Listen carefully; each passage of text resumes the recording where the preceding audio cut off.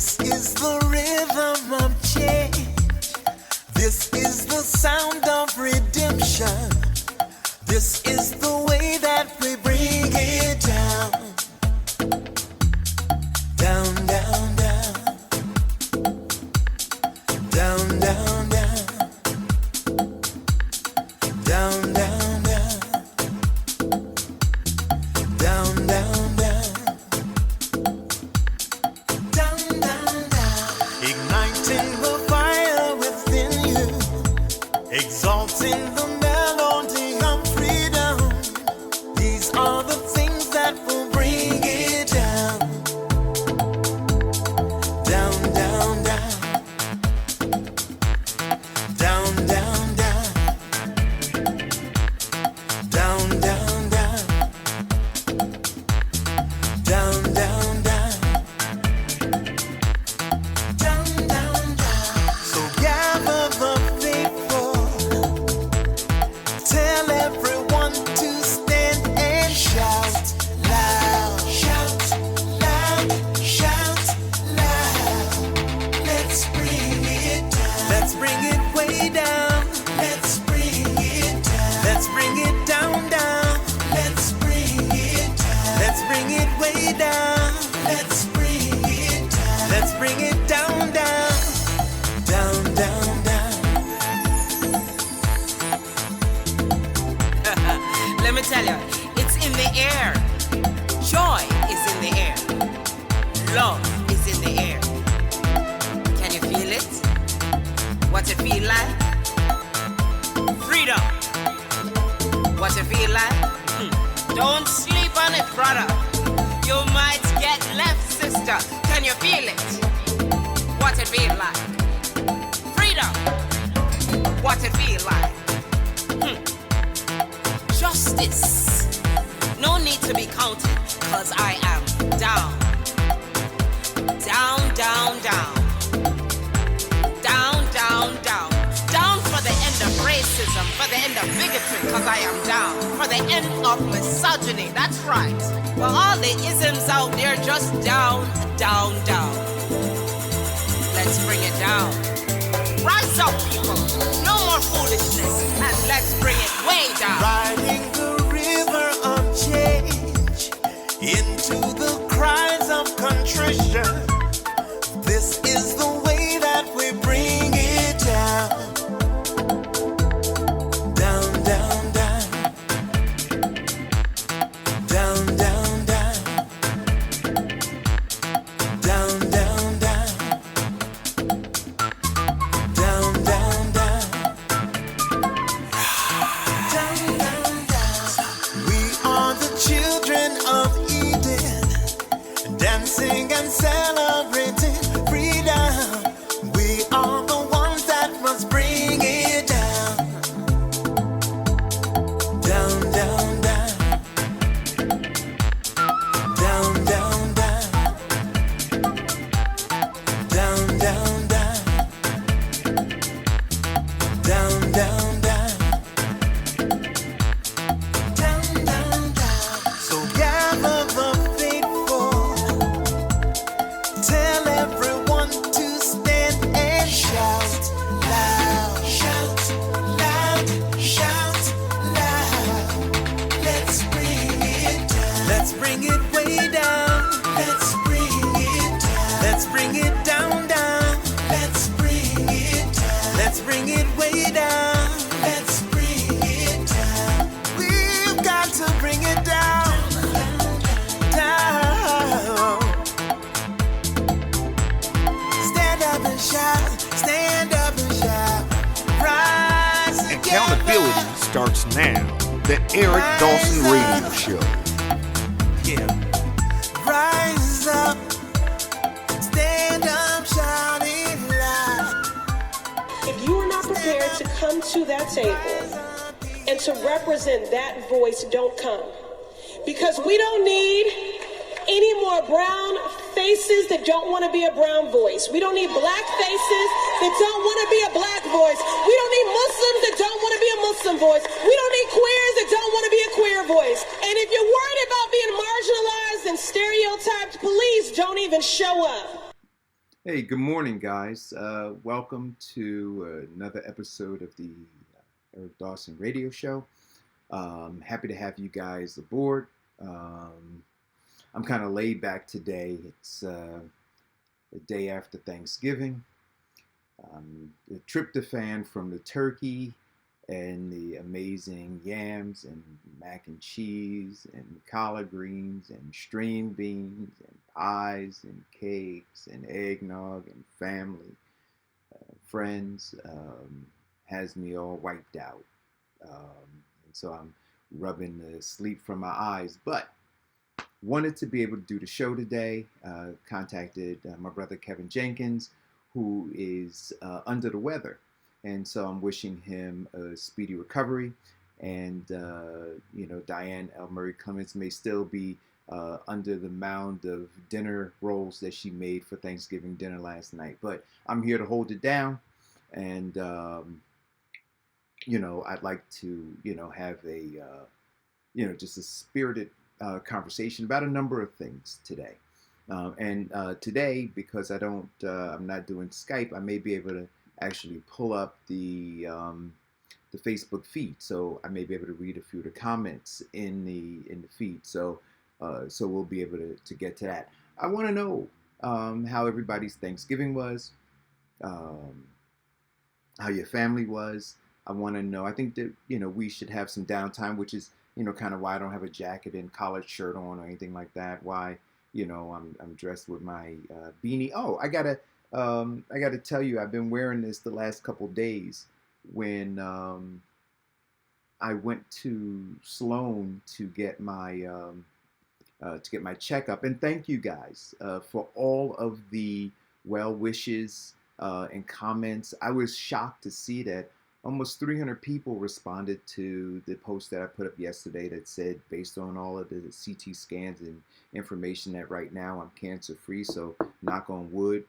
We hope to keep it that way. I'll continue to do what my doctors tell me to do, to stay in the best shape that I could possibly be in. But when I was there at Sloan, they had a basket rather, of hats, and it said, please take one. So there's somebody or some people who are knitting these hats and making them available for cancer patients at Sloan Kettering. And so I just thought that was an amazing thing, and just one more testament to what an amazing facility they have there at Sloan Kettering for cancer patients. And it is the drive that I have in running my candidacy for Congress, to push to ensure that everybody gets that kind of care, because I know they don't. I know a lot of patients, a lot of cancer patients who are in subpar hospitals or subpar facilities, and they're not getting that same kind of treatment. But I have an amazing team, both my traditional medical folks, my alternative medical folks, my family, my circle of friends, and then all of you who have, been the wind beneath my wings, keeping me focused on the mission and keeping me my spirits high. So I appreciate all that. But that's why I got the beanie on, and trying to grow out this beard a little bit and all this stuff. So anyway, this is my post Thanksgiving look. So I hope you guys had a terrific Thanksgiving. I saw a lot of the posts of turkeys and I got to tell you, I still can't believe, and I don't know, somebody's got to explain this to me. In 2019, folks are still rocking with hog maws and chitlins. I don't get, I understand the origins of it, and why our ancestors ate it. But why folks are still rocking with hog maws and chitlins, I just don't get it. Anyway, the call-in number is 908-481-5499. I'll try to take some calls if I don't have spam people calling in, because we don't do call screening, right? So I'll try to take calls if I can. But yeah, why folks are still rocking with hog maws and chitlins? Please, in the thread, explain that to me. But the turkey ham, the turkey, prime. I learned how to cut a prime rib yesterday. I learned how to cut it off the bone and carve it. And many years ago, I learned how to carve a turkey properly. I saw that my man Jason did an amazing job. I'm going to take the turkey that I've not carved it as well as he has. But Jason carved the turkey, and the display on the platter was simply amazing. And so that is my new bar. So when my family gathers for Christmas time, I'm going to work to try to carve a turkey like that. I was very, very impressed by it. But anyway, we had a terrific time. I'm down in Delaware, relaxing. I'll be back up north later on today. Got a couple other family and friends to go and visit. I'll probably be doing that this weekend, and then back to the grindstone on Monday. But like I said, I wanted to come and tune in, as the family that we are, and just have a kind of kickback conversation. I wish I had a fireplace behind me. That would be rocking. And feet up, fireplace setting, that whole bit. Anyway, on to, let's see, do I have any? Oh yeah, that's my holiday. Will, that's my holiday Well, no, that's my Delaware background look. I'm out of the studio. That's my Delaware background look. So anyway, had a very interesting conversation yesterday with Amina's nephews. One who is currently looking at colleges, and the other one is a little younger. But the parents are really pushing them academically, and they're achievers. They're high achievers. And in fact, Kai is considering Harvard as well as some of the other Ivy Leagues as a choice. And we were just having this broader conversation about how our community kind of got to where it is now. I mean, one of the things that we talk about on the show is that there just is this despondency that exists within our community, that folks are not thriving and striving and trying to get to the genesis of where that occurred, or where the tipping point is. And I was chatting with Amina's mom, who I believe is 83, 84 years old. And she was saying to me, well, I remember a time where things were different. She said, I remember a time when my mother, talking about her mother, was involved and would take the kids out and stand in lines in cold weather to vote and do what was necessary, that they maintain the community, they maintain their households. And we talked about, how the old folks used to sit in the window and kind of monitor what was going on in the block, and how that whole thing changed, like why it changed, how it changed, and whether or not we can get back to that space. And so last night, and thinking about that, I went upstairs and I tossed and turned and tried to pinpoint it. And Diane's going to get on me, but don't, because I'm not going to talk about the book, Diane, which is The Miseducation of the Negro. But what I will say is something that I posted on my page today, which was, let's see if I can pull it up, because I want to say it exactly how I said it, because I was really moved to write this. And I think that if we start here, this is kind of it, right? I said, Black people refuse to acknowledge the indisputable fact that we're at war with our own country.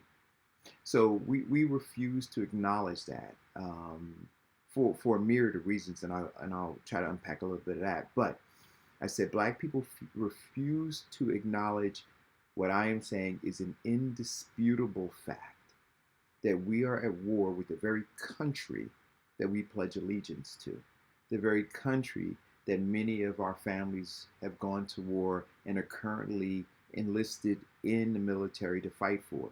We're at war with this very country, black people. And I said, beyond that, our enemy has enlisted black folks to be some of the most prolific murderers of our born and unborn. So we're at war with the very country that we call ours. Some of us wear the flag. Our children are told to salute the flag, offer a pledge of allegiance to the flag. We call ourselves Americans.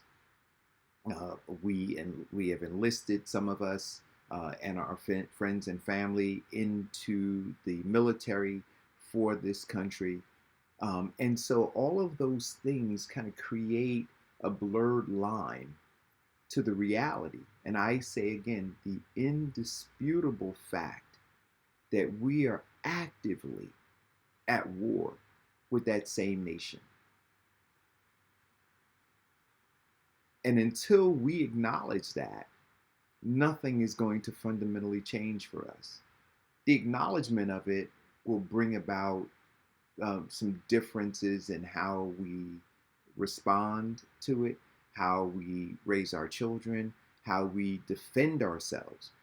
Because we don't consider ourselves to be at war, we're not defending ourselves. And so our enemy is able to freely infiltrate our communities, our neighborhoods, our homes, and we just open the front door in many cases and allow them to come in because we don't perceive them as an enemy.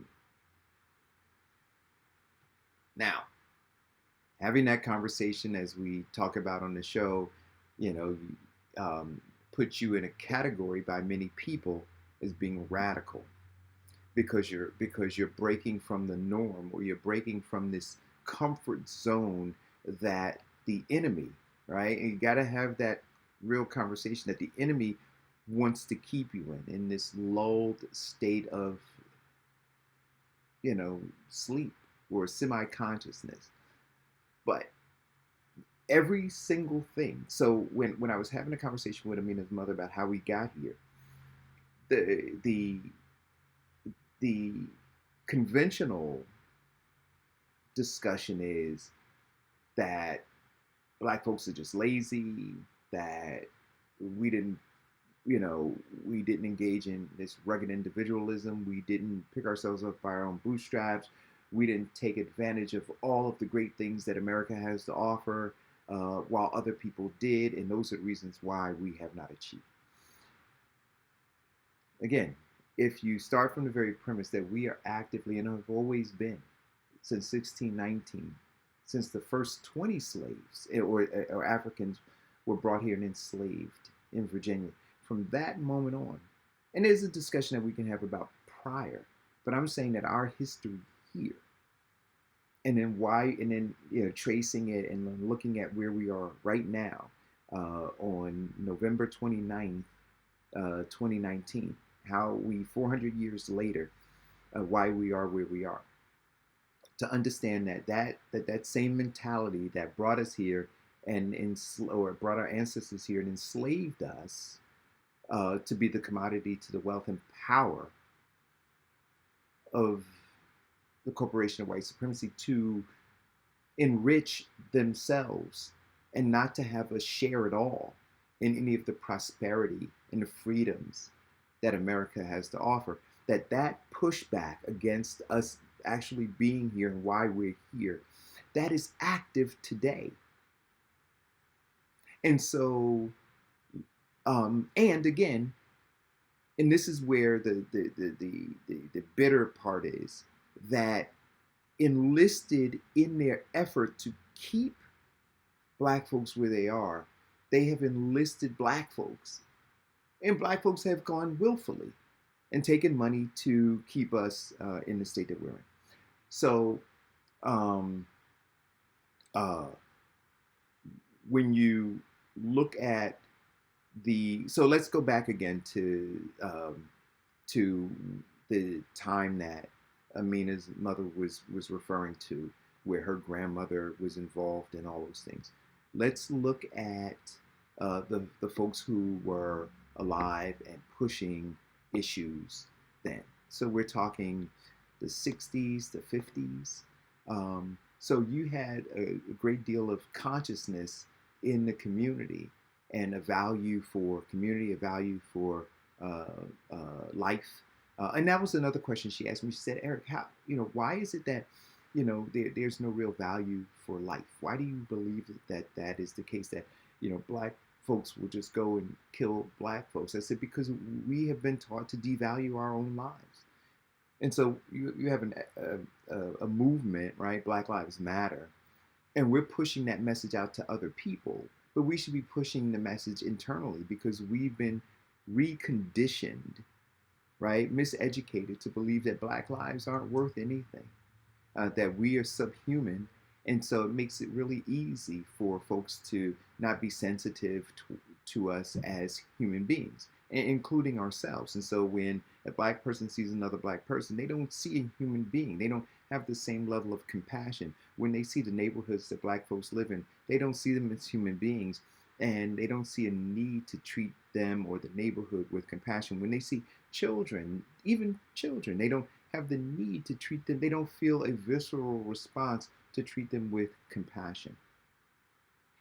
But through imagery, through iconography, through messaging, through misinformation, through insidious teaching, we have been over time, say 400 years, think about it, just 400 years of marinating in this broth of subjugation, of miscommunication, of torture, of brutality, has led to what we refer to on the show as a disease that has been socially transmitted. Or as Farrakhan said, and I really like what he said, that we have a condition. And we have to acknowledge that we have a condition. We are people who have a condition. But it's not something that just fell upon us. It's something that was actively spread. Much like when you read about, the Tuskegee experiment, right? That was actively done.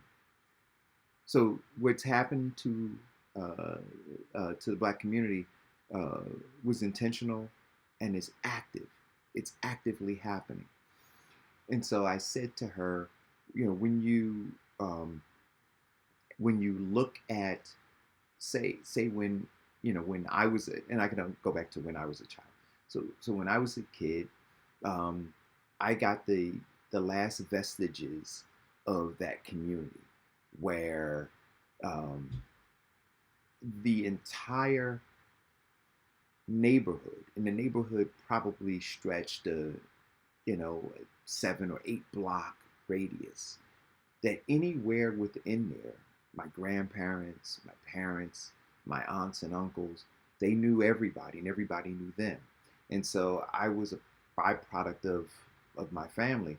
And so walking through those neighborhoods, I had responsibilities, and I was taught, to upkeep the neighborhood, to be a part of that community, right? Not to throw my garbage on the street, not to be disrespectful to elders, to respect people in general, all of those things. And then we did them, and we were able to work together.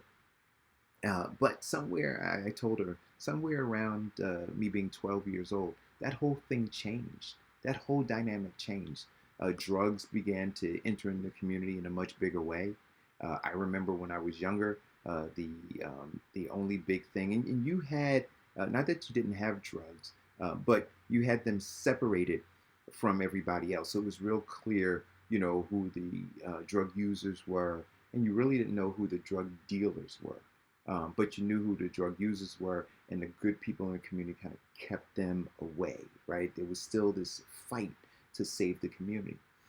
But then the influx of drugs that came into the community, along with the purchasing of the institutions that were there to protect us.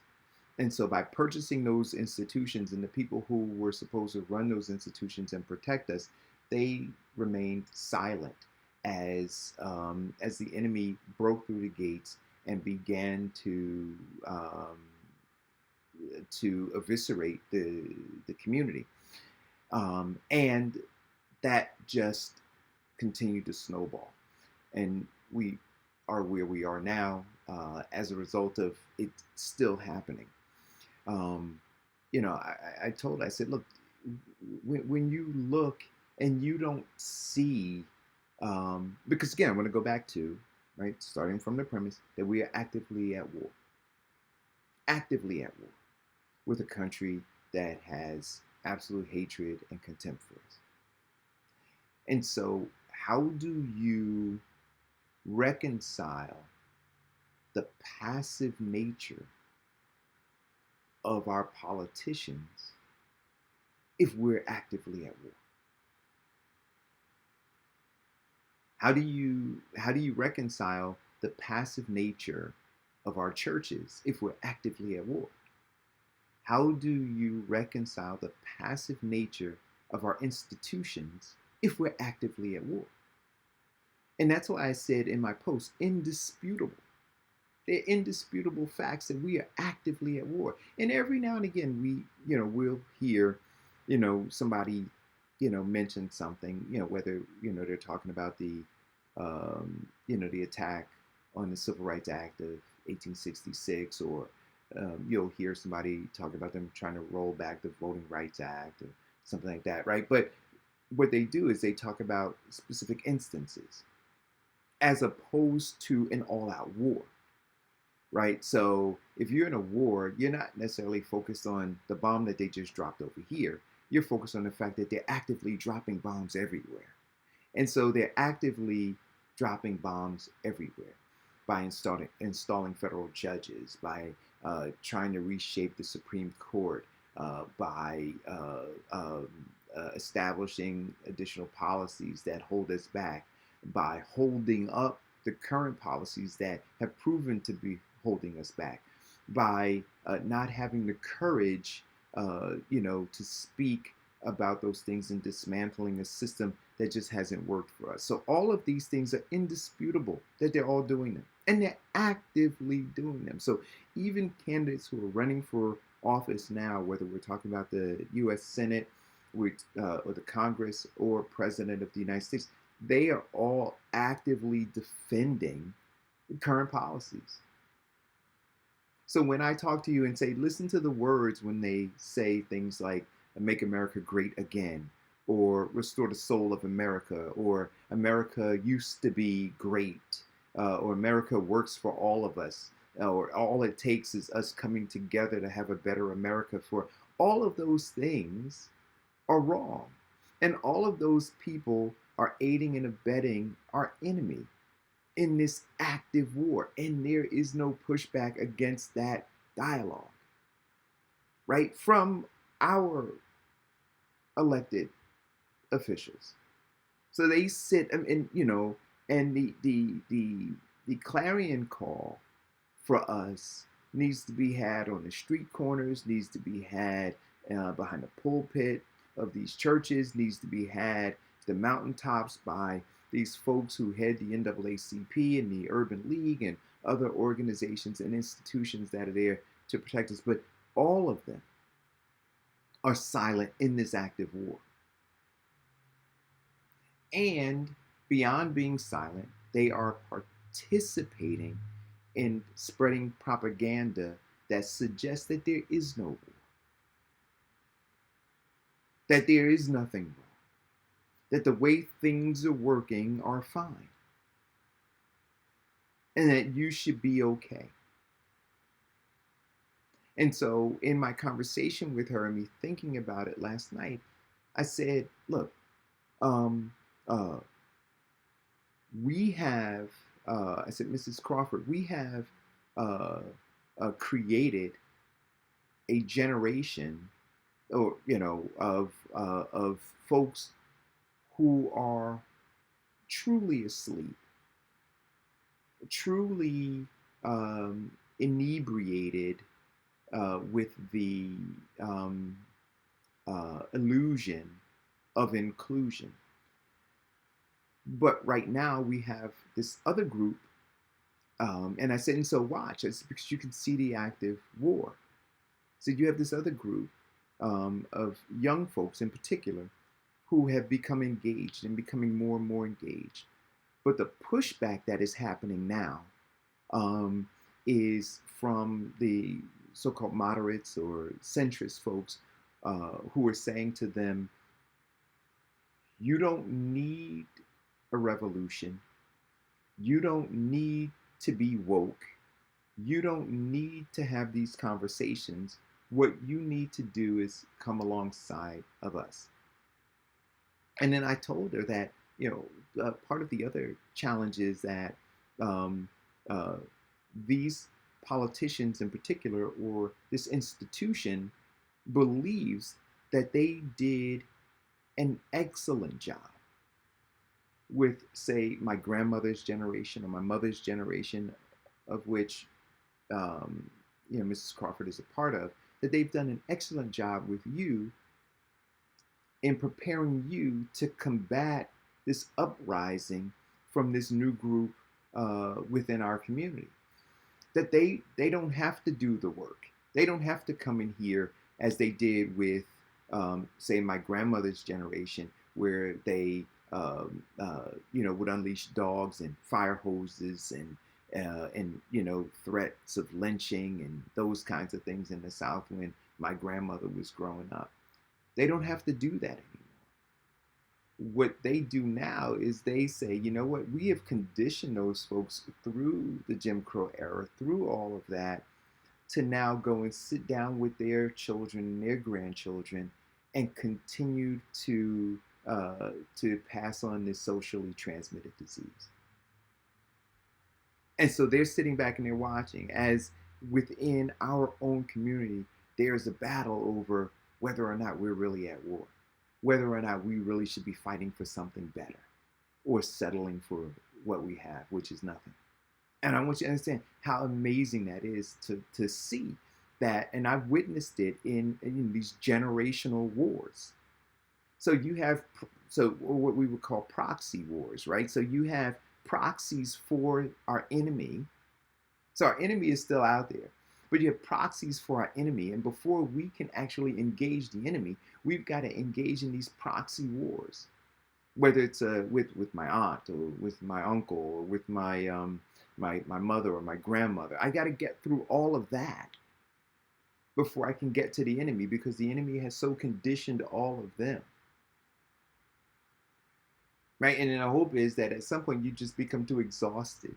And so you never really get to. And then even if you get past all of your family, now you've got to get through what we refer to as the Negro whisperers or the guard dogs of the oligarchs. Those are the politicians and the folks who sit ahead of these organizations. So once if you're able to fight through these proxy wars within your family, in terms of trying to recondition their thinking about the fact that we are at war, that this is a hostile land for us, that everything is actively working against us, the engines of those who have the money and the resources, they're churning to keep us as the commodity to their wealth and power.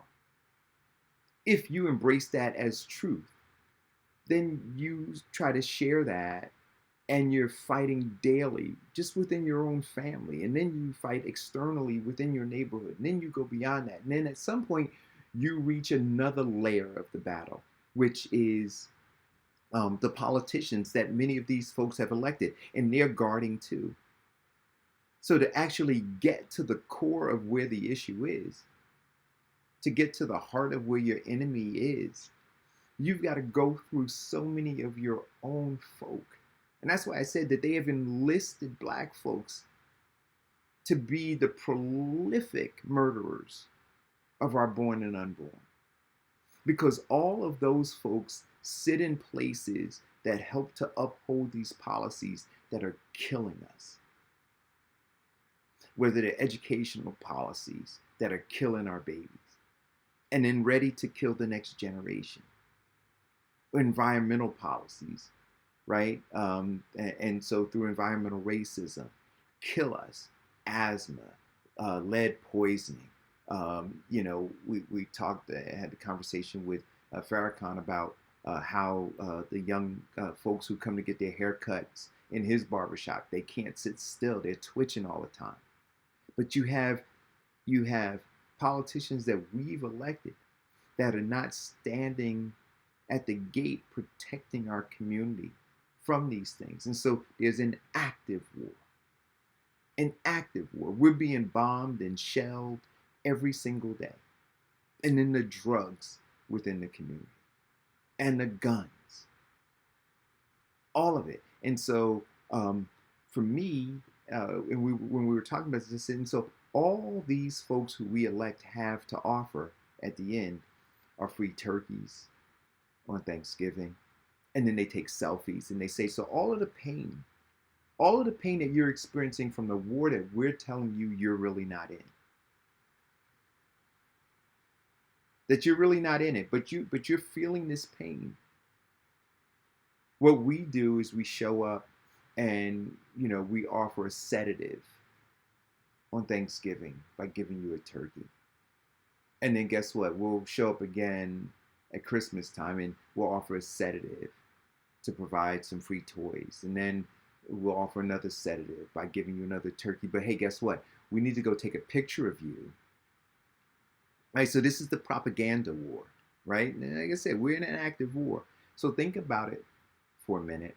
Think about how overseas the propaganda war is always the president or general or sergeant taking pictures with the troops, sending those pictures home so that we can see them and we understand or believe that our troops are being supported, right? That's the propaganda war to keep us, believing that our military is doing whatever and that the country is behind them. Then we also have this propaganda war where we talk about the enemy and then we put the enemy's face on our television screen. But then the propaganda war takes place over there too, where they take pictures with American troops that they capture, or they do all the different things that they do, right? So that is their propaganda war.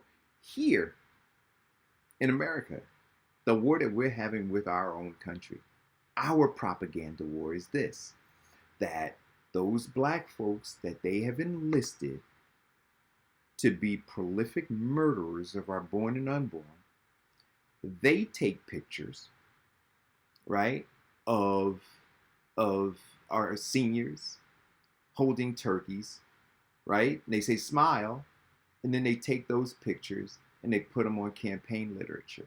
Or now they take those pictures and they post them on their Facebook pages or their Twitter pages, right? That is the propaganda war now. So our seniors and our impoverished are actively, and I really thought about this last night, they are prisoners of war.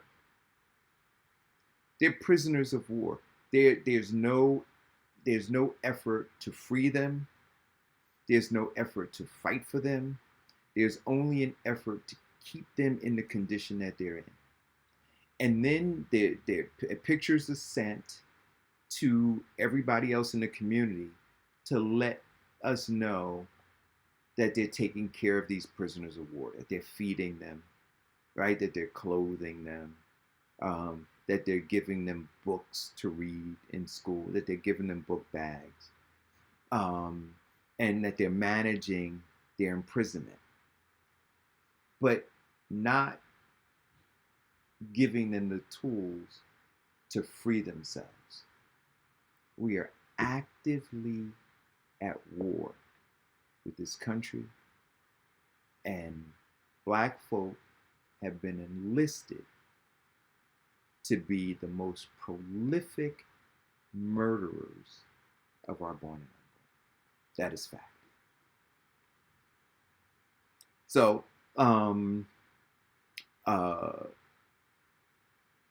that is really, and I wanted to, I got this piece, and I want to read this if I can pull it up.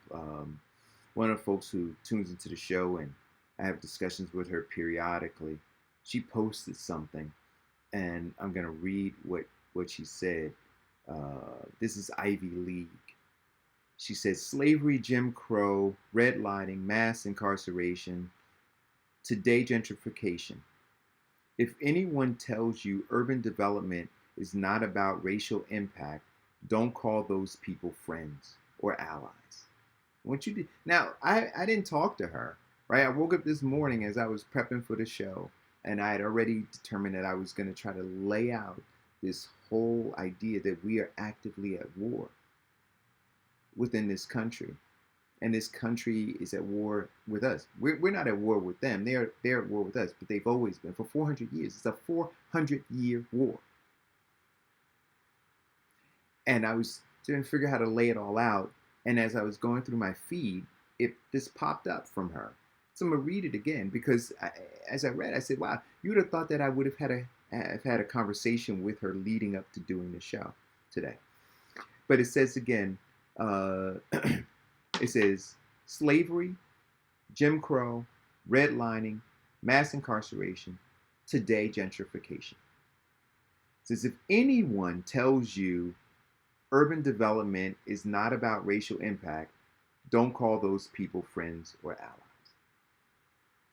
She goes further to say they are selfish. And I'm going to say, no, they're beyond selfish. They're Negro whisperers. They're slave catchers. They're guard dogs to the oligarchs. That's what they are. They're not just selfish. See, selfish doesn't imply a nefarious intent, right? Or, or evil doing. Selfish just kind of says that you're self-centered and you're not. No, I'm saying that these folks, they know exactly what's going on. They know that there is a war. They know there was a war during Jim Crow. They know there was a war, and one of the tools of that war was redlining, and mass incarceration is a massive tool of this ongoing war. And gentrification is a tool of this ongoing war. And so they know that it is a war, and them not acknowledging that it is a war is not them being selfish. It has nothing to do with them being selfish. It has to do with them being them aiding and abetting the enemy. It has to do with them enlisting on that side as paid mercenaries in a lot of cases. So they, whether they're paid through tax dollars to be politicians, or whether they're paid to be consultants or just mouthpieces for the enemy, they're paid, and they're paid mercenaries. So I would not use the word selfish. Says we are not stupid. We're not so stupid that we don't understand the economic impact of development, but nothing any city has done today in America has led to a meaningful increase of black ownership. Right? Anything else is no different than where we began in this country. Slavery, black people should not pay rent to gentrifiers building luxury market rate closets, acting like they're doing us a favor, offering 10 affordable units. So she's responding to something more specific.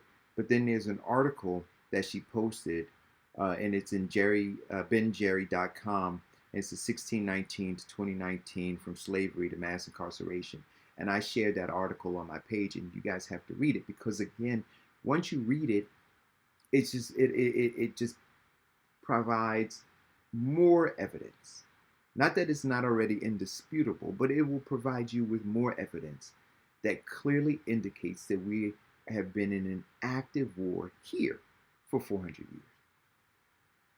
That we have been in an active war here for 400 years.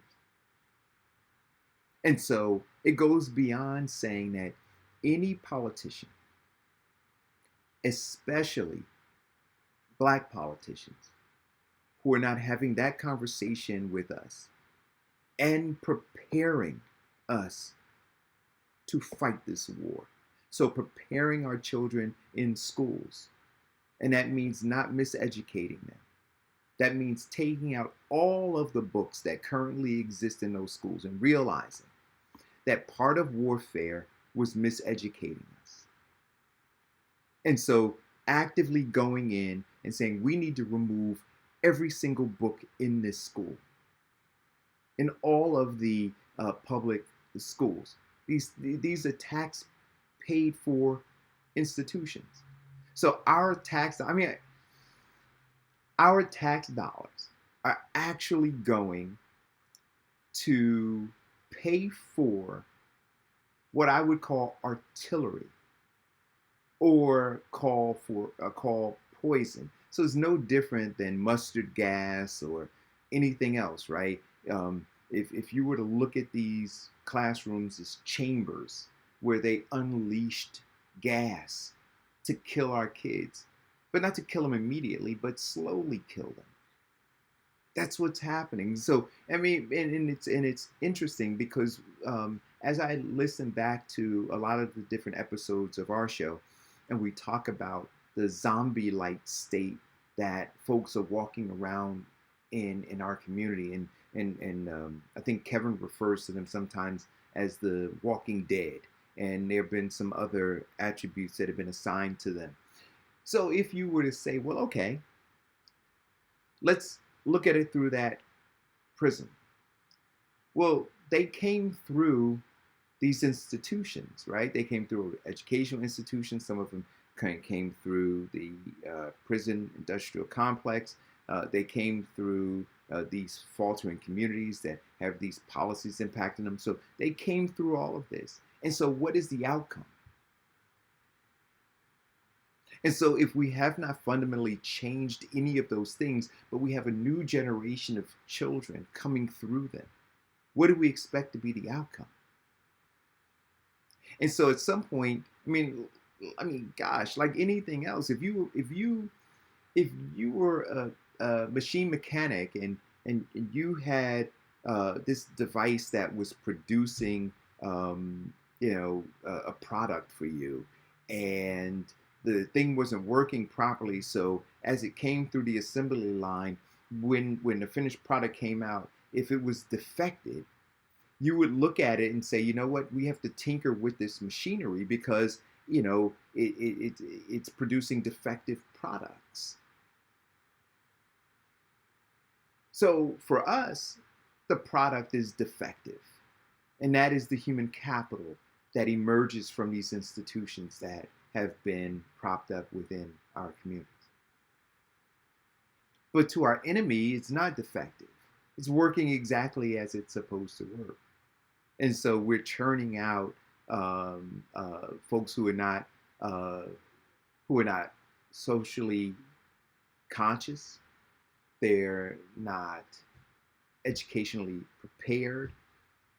They lack skills to be competitive.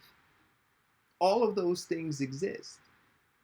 And again, in my last night's conversation, I said, and none of them are by happenstance. And so to get to where we are now, if you break people down slowly like that, so you indoctrinate them through all of these institutions, the churches have been bought off, the nonprofits have been purchased, the school system is against us in terms of how they miseducate us. So all of these institutions now have fallen. This is the war. So, where we're supposed to be holding the line, we have caved in all of these areas. And so the enemy has breached the gates and has flooded into our community. And because of all of this, there's mass massacring taking place. And we see it all laid out in all of the data.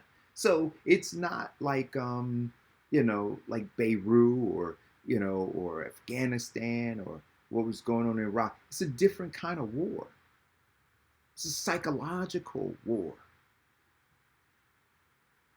And then when they need to engage in physical tactics, they do that too. And we see that. But the biggest part of it is psychological war. And sometimes we are active participants without knowing it, right? So you do have those agents who train and actually actively interview to be on the side of the enemy, right? And we've seen it historically speaking in the book. And please read the book, uh, the Miseducation of the Negro. He talks about it in 1930. He talks about it. But we saw evidence during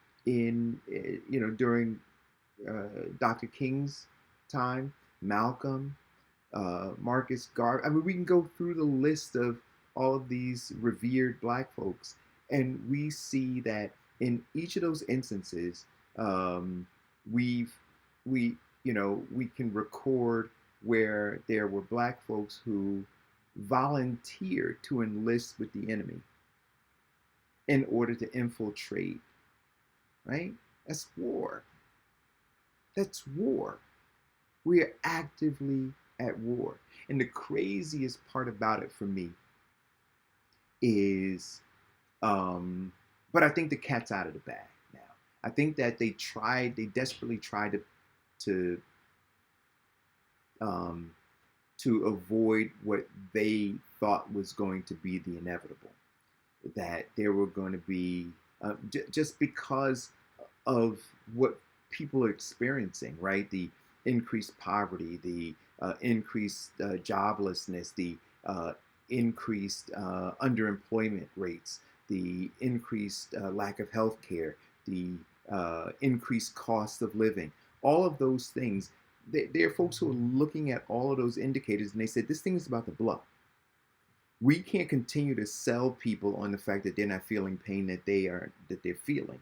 All of the data suggested, and the quite frankly, the polling suggested that people were about to revolt. And so, calming people down and saying that that there is no that we're none of this has to do with race. Firstly, right? That was the first thing. So we have to let folks know that this doesn't have to do with race. That anything that you're feeling has to do with some other factor, and a lot of it may have to do with you. I mean, this was the messaging that was sent out there, and so you just have to work a little harder.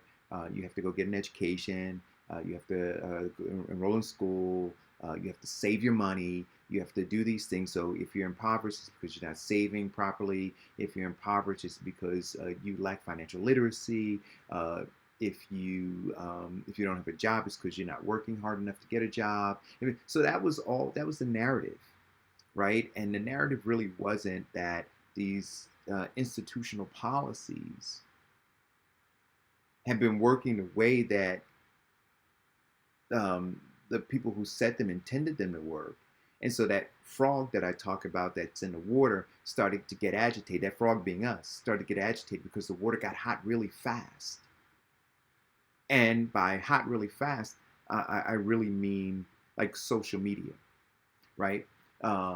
Because the idea of being able to share instantly the pain that I'm suffering or the pain this person's experienced and then post it up on a page and get to have thousands or millions of people see it instantly, well, that's instant, right? And so the temperature goes up when in technology in general, but when you could videotape somebody being shot or a homeless person on the street, or take a photograph of of a police officer beating a kid, and then put that up on your social media page, boom, it registers very quickly and the heat turns up. They were able to keep the temperature down when they were controlling the narrative through their media channels. And so they would show you what they wanted to show you. If the temperature got too high, they wouldn't show you that. They'd show you, more comic relief stuff on the news, or something to distract you, just to keep the temperature from boiling.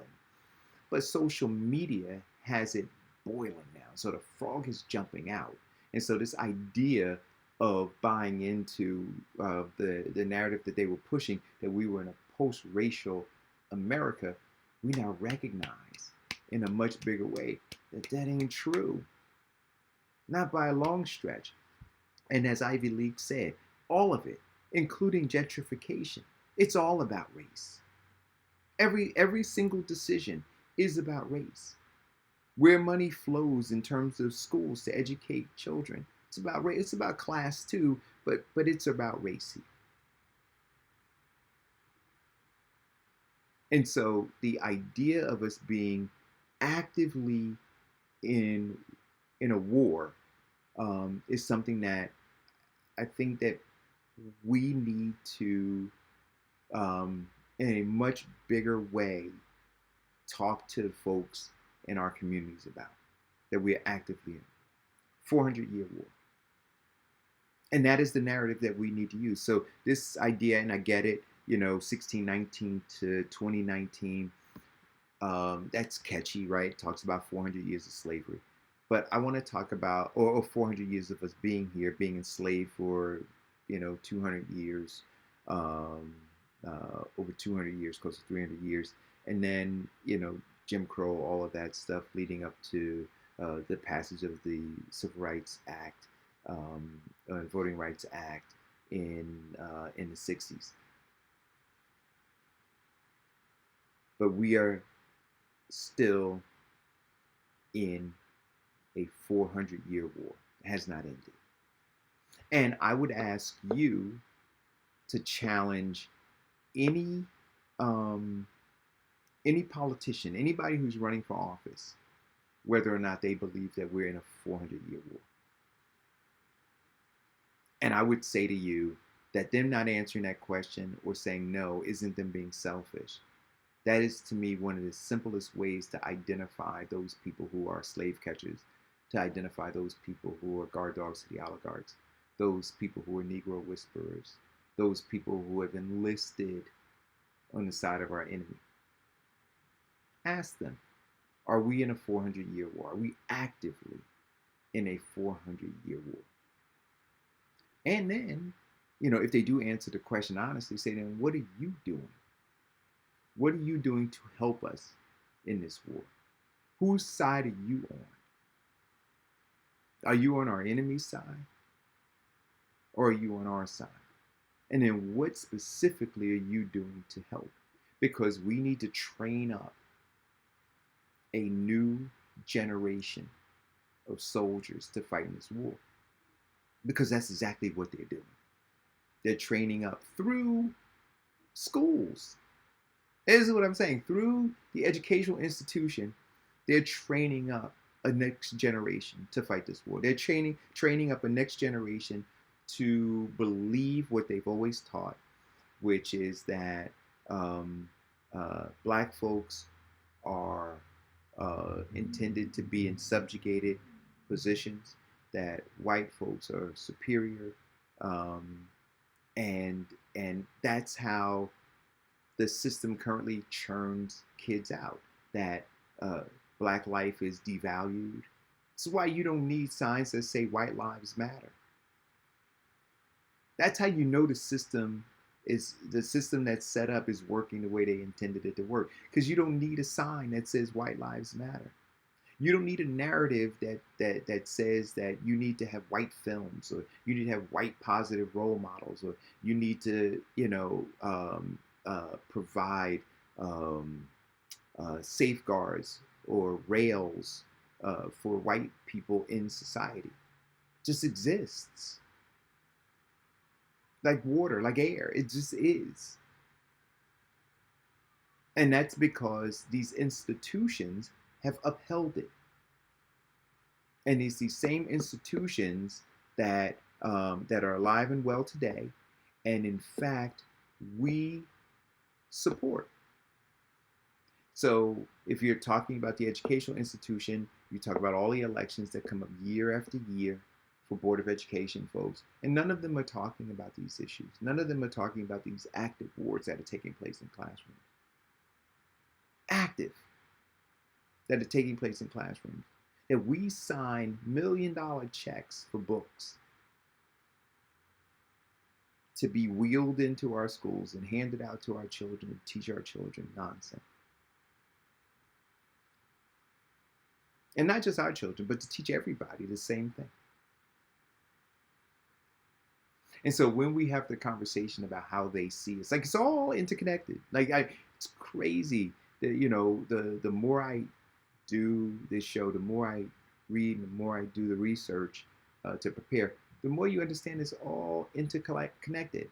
So if we're talking about a police force, And we're talking about police brutality when it comes to black folks, and that they shoot us in the back and they murder us like dogs. And well, you figure Bob, when he was in school and he was being educated, well, how was he being educated to see us? And so if he was indoctrinated in kindergarten, preschool even, to see us a particular way, and then that was reinforced all through his elementary, middle school, and high school years, well, then when he comes out of high school, if he goes to college or not, he already is conditioned.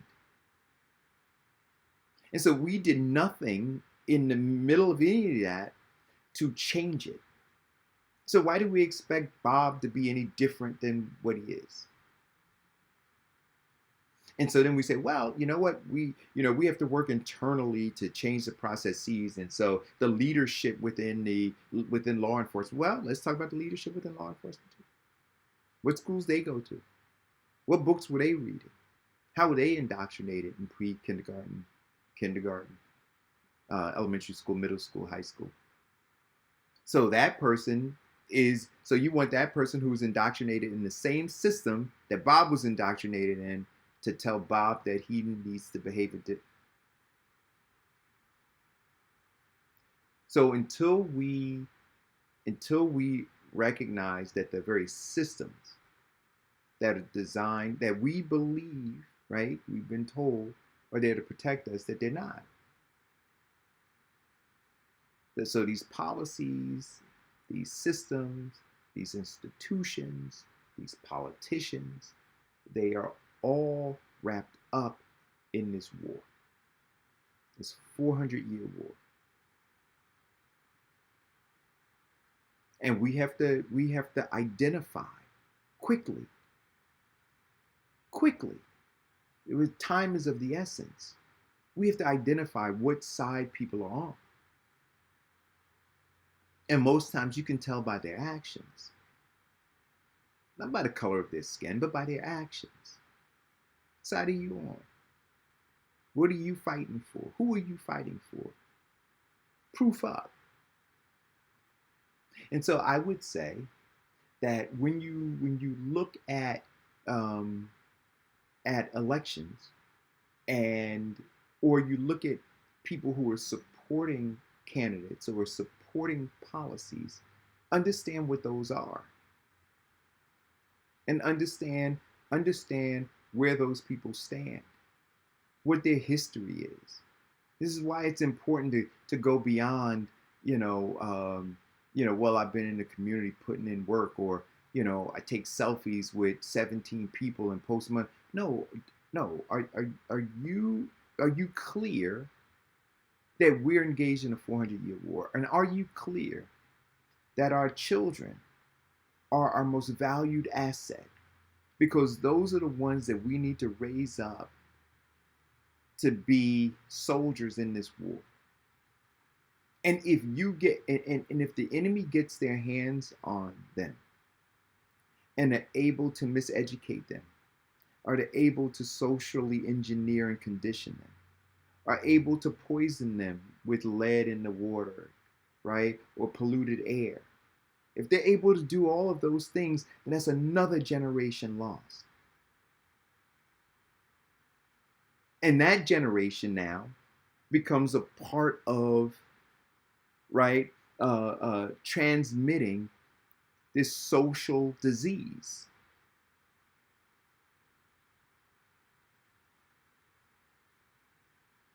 We need to be operating with a grave sense of urgency. I've never believed that more than I did after having my conversation last night. So that is really it. I mean, let's see what I can say. Ignore your environment and you will fall victim to your conditions. You know what, Brother Spruell? I agree with that. I agree. The other thing that I'll say is this, and this was part of the conversation that I had yesterday. we have to, we, you, me, we have to take responsibility and accountability for allowing our communities to fall in absolute despair. We have to take responsibility and accountability for not safeguarding these babies and understanding the value that they add. We have to take responsibility for not doing more to protect our institutions. We have to take responsibility. I mean, again, it is war, right? Um, if we looked at our institutions, our educational institutions, our churches, our nonprofits, we looked at all those things as forts in a war, right? So, if you read the history of the war and they talk about Fort Sumter falling or this one falling or the battle at this place. So there are these different battles, right? So there's a battle in the, with the church. There's a battle within these nonprofit institutions. There's a battle within the schools. So in all of these areas, these are all battle fronts. And the question is, how are we faring in any of those battlefronts? And then, outside of that, we, we have this huge conversation that's never really had about the condition of our health, right? So now you got an army. It's crazy. So now you have an army that is ill-equipped to fight because we're obese, we have high blood pressure, we have diabetes, so let's count the number of diseases that we have. And because we don't have access to good health care, we don't have financial resources to get good health care, we're depleted even more.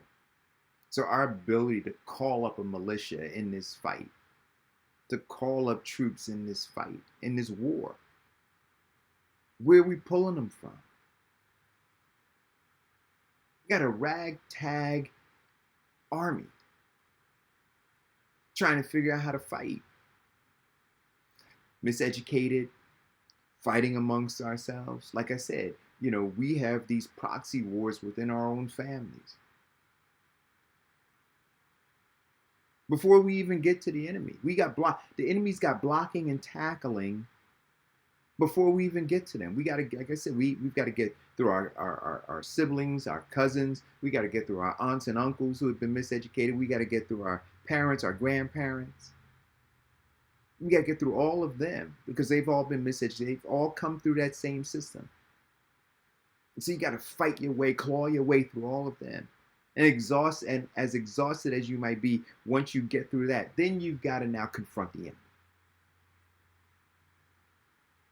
But that enemy that you're confronting after you got through all of that are the politicians that have been installed. So there's yet another layer.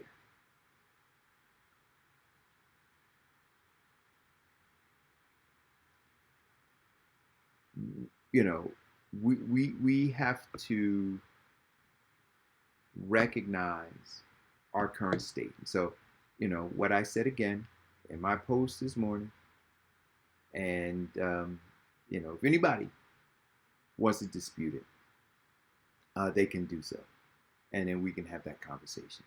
But what I said was, Black people refuse to accept the indisputable fact that we're at war, and I should say we're in an active war with our own country, and that our enemy has enlisted Black folks to be some of the most prolific murderers of our born and unborn. We're in an active war with our country, and Black folks have been enlisted to be some of the most prolific murderers of our born and unborn. And so, if we now bring it to what's going on locally, the fight for clean water, natural resource. You've got black folks who are actively involved and enlisted with the enemy to kill our born and unborn. You talk about educational institution again, actively involved and enlisted to kill the minds of our born and unborn. And we sit passively and do nothing about it.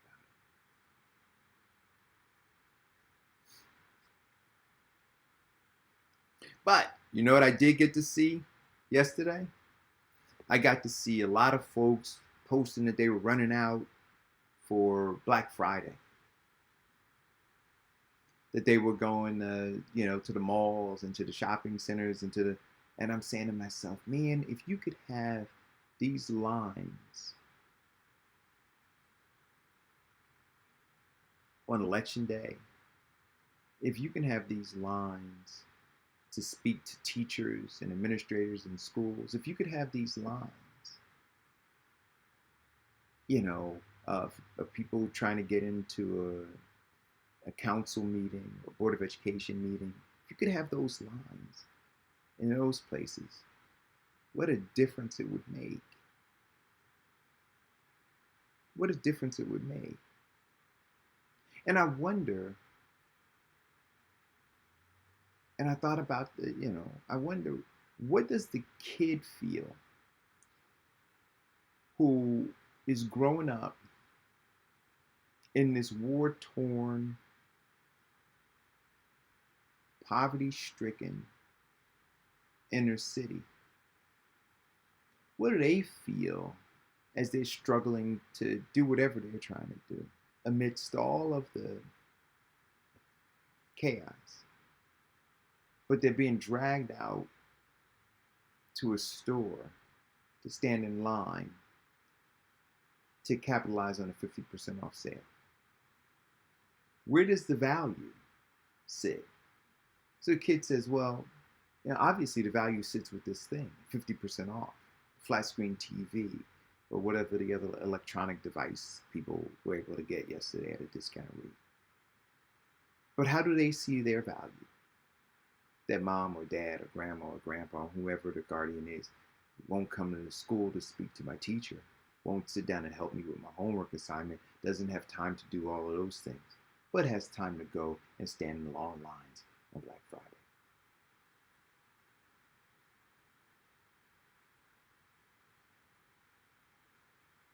So listen, I'm not gonna hold you guys up too much longer, and I'm exhausted. Like I said, I dealt with the tryptophan is still kicking in.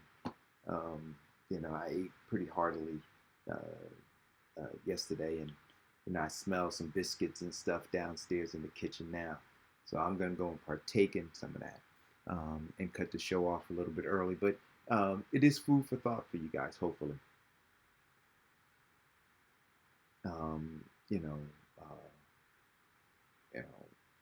I want you to think about it.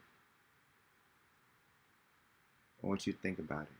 We've got some really tough days ahead, and there are a lot of things that are going to work to be distractions to us, as we try to sort out the direction to go with these campaigns that are coming up, and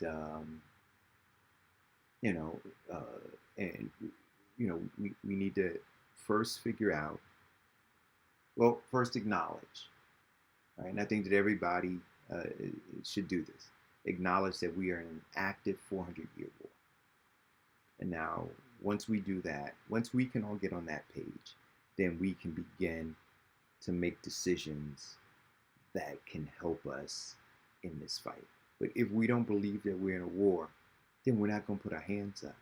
If we don't believe that we're in this war, that we're in a war, we're not going to train up an army of people to fight. We don't believe that we're in this war, we're not going to operate with a sense of urgency. If we don't believe that we're in a war, then we're not going to work to protect our institutions. If we don't believe that we're in a war, we're going to sit down and dine with the enemy and die. Thank you guys for tuning in. Enjoy your day. And I'll be back on Monday with Kevin and Diane, and we will continue to do what we do. I'll read the feed. I'll read any comments that folks have in the thread. But what I want to say to you is this: please, please, if you've never read a book, please go and read the Miseducation of the Negro. Please, I implore you to read it. I'll implore you to read it. It will fundamentally change your life. It's like the red pill in the Matrix, right? Like after you read it, there are going to be a lot of people, and there are now, who say, you know what, I want to take the blue pill. I want you to plug me back in. I want to forget that I read that book. I want to forget that we're in an active 400-year war. I can't. And that's what people say. I can't. I got my own stuff to be concerned about. So just plug me back in. Let me believe this other stuff. Because it's easier to believe the other stuff. What they say, ignorance is bliss. But make no mistake that, like the frog, we're in the water and the temperature is going up every single day. And we're dying. And it's not, and I'll be careful with this, because I do believe that we have some responsibilities to do things, right? But you're working within parameters that you haven't set. But within those parameters that exist, you should be working as hard as you can. So I'm not suggesting that folks just, blame their entire circumstance on the system that I talk about, because within there are things that you can do, right? But I am very clear that those boundaries are there, that those parameters that exist cripple you from being able to enjoy the full prosperity of America, right? And it's intentional. It's not by happenstance. Well, thank you guys for tuning in. I'm going to get me a cup of coffee now, and I'm going to check on my brother Kevin, see if he's doing all right. Talk to you guys later.